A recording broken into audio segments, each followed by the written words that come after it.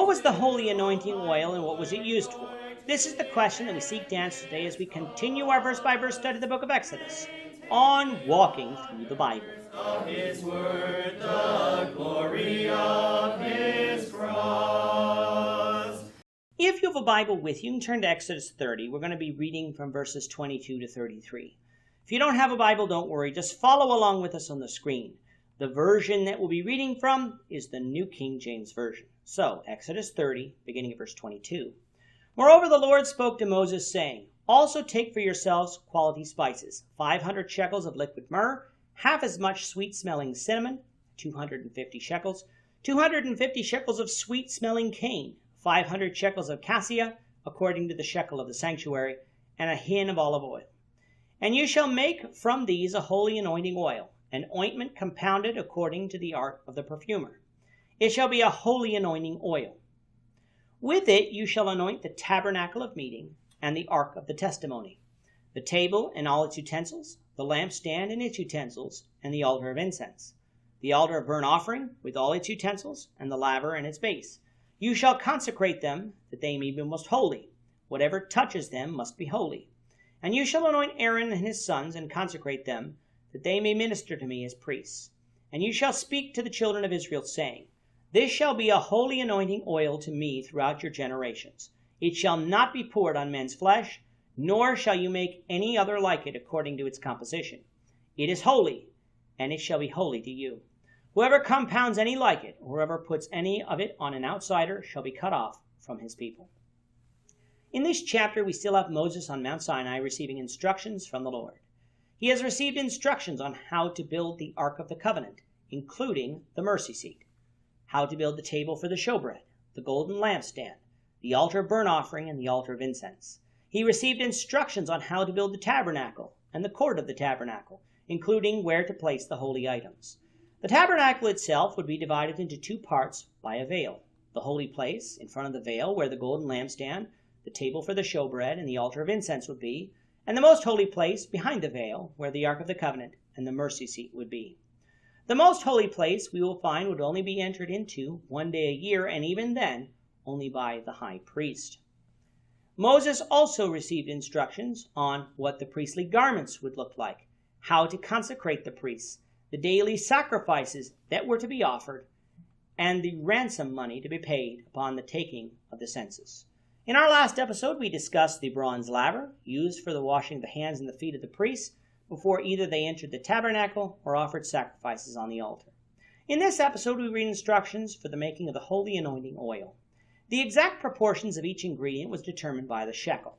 If we assume the shekel mentioned here is the shekel mentioned earlier in this chapter, then each shekel would weigh about 12 grams or 0.4 ounces.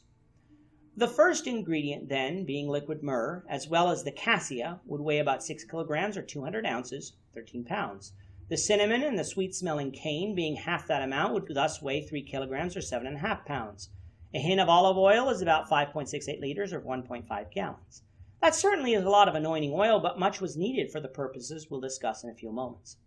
As for the ingredients themselves, myrrh comes from a plant that would yield two types of myrrh, one that is released spontaneously and one that is released when you cut into the bark. The myrrh that is released spontaneously is the best myrrh, so since God required the spices of the best quality, this would be the type of myrrh used. Myrrh was used by the Egyptians for embalming, and later the Jews for funerals, in Persia as perfume, and as the Greeks used it for incense. The cinnamon talked about here is far rarer spice than myrrh and comes from the inner bark or the rind of trees in the laurel tree family. This type of plant is found in Arabia, so it was available for the Israelites to use. Sweet-smelling cane or calamus are aromatic reeds that would be present in the area, while cassia is an aromatic bark from the evergreen tree that is distinct through, though similar tree to what is traditional, the cinnamon that we derive from. When combined together by a perfumer, these ingredients in these proportions would make the holy anointing oil the Lord desired. This holy oil was to be used to anoint holy things, meaning the tabernacle itself, the Ark of the Covenant, the table of showbread and all its utensils, the golden lampstand and all its utensils, the altars of incense and burnt offering, and the laver and its base. Anointing these things with oil would make them holy or separate, for without such, these were simply pieces of furniture and a tent. What made them holy before God is this anointing of oil, showing the people that these things were not just regular items, but used in the service of God. And since these items were holy, whoever touched them must be holy as well. Thus Aaron and his sons were also to be anointed with this oil, so that they may be seen as holy and serve as priests before the Lord.